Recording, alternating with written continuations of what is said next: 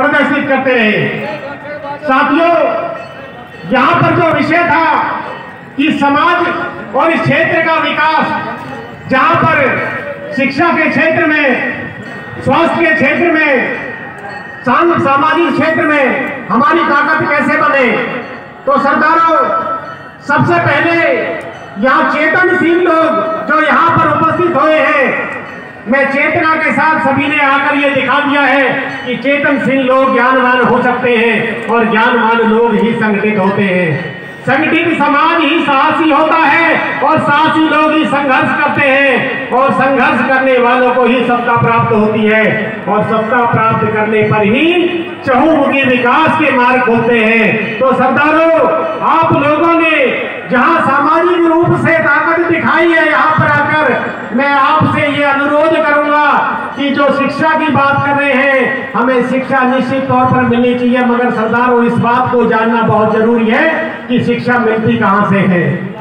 शिक्षा का बहुत बड़ा स्रोत सरकार होता है। जिन व्यवस्थाओं में हम लोग आज तक जीते रहे हैं, क्या हमें वो सिस्टम इस सरकारों ने हमें देने का काम किया है? इस बात को सोचना पड़ेगा, इस बात को चिंतन करना पड़ेगा, इस बात का मंथन करना पड़ेगा।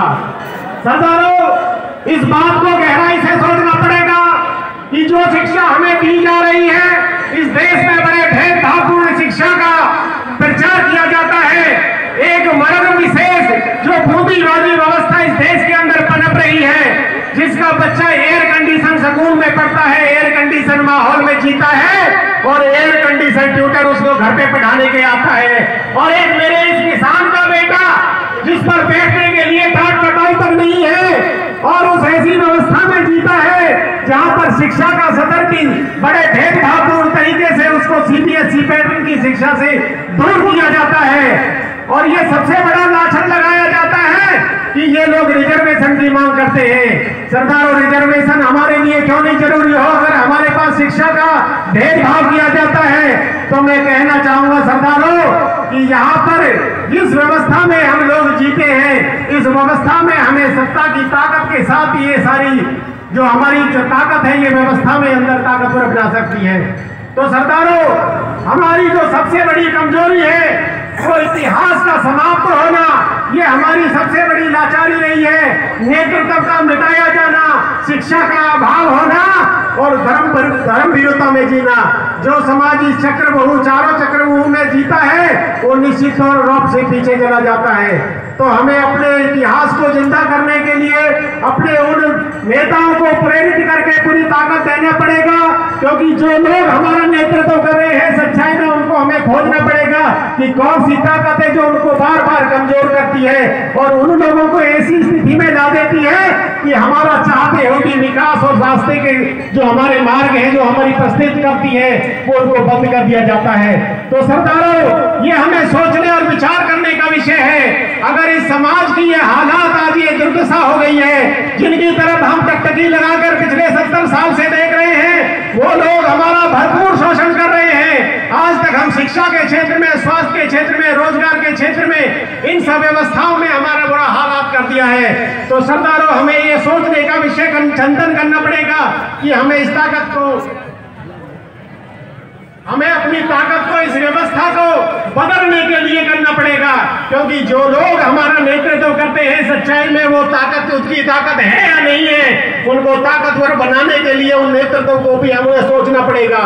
सरदारों, ऐसी बुरी हालात में हम लोग उनके आशा की किरण लगाकर पूरा समाज देख रहा है, मगर उनकी हालत देखकर आज हमें ऐसे लगता है कि हमें जैसे विधवा जैसी औरत की हालात हो जाते हैं, ऐसा जीना मेरे समाज का हो गया है। ये केवल राजस्थान का विषय नहीं है, पूरे देश का समाज इस टकटकी लगाकर राजस्थान की तरफ देख रहा है। मगर दुर्भाग्य की बात है, जब ऐसी हालात यहाँ हमारे हो जाते हैं तो सरदारों वहां बहुत बड़ा चिंतन हो जाता है, बहुत बड़ा मनन का विषय हो जाता है। तो सरदारों, इस देश के अंदर जो हमें आज विकास की बात कर रहे हैं, विकास निकलता कहाँ है, शिक्षा निकलती कहाँ से है? ये सत्ता की ताकत से निकलती है और सत्ता की ताकत में हमें सबसे बड़ा इस देश की विश्लेषण करना पड़ेगा।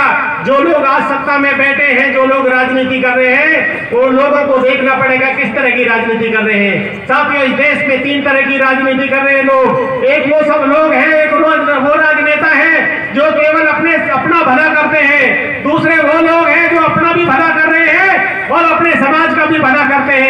और तीसरी तरह के वो लोग हैं सरदारों जो ना अपना भला कर रहे हैं ना अपने समाज का भला कर रहे हैं। मैं आज आपसे अपील करना आया हूं, राष्ट्रीय सदन पर एक नेशनल प्रोग्राम चलाने के नाते, मैं भारतीय वीर दल के राष्ट्रीय अध्यक्ष के नाते आप सब लोगों को अपील करना चाहूंगा। साथियों, ये भारतीय वीर दल चौथी तरह की बात करने के लिए आया है। अगर इस देश में इस समाज का कोई भला नहीं कर सकता तो इस देश के अंदर इस समाज का कोई बुरा करने का भी अधिकार नहीं है। अगर इस देश की व्यवस्था में हमें अपनी ताकत निश्चित करनी है तो अपना नेतृत्व स्वयं खड़ा करना पड़ेगा। इस देश की व्यवस्था में अपनी ताकत को संगठित करना पड़ेगा, अपना डंडा खड़ा करना पड़ेगा, अपना झंडा बनाना पड़ेगा। कब तक टकटकी लगाकर देखते रहोगे इस देश की व्यवस्था के लिए? ऐसे राजनेता जिनकी मुकाबला कहीं किसी कीमत पे भी नहीं हो सकता, उनकी ये दुर्दशा कर दी गई है।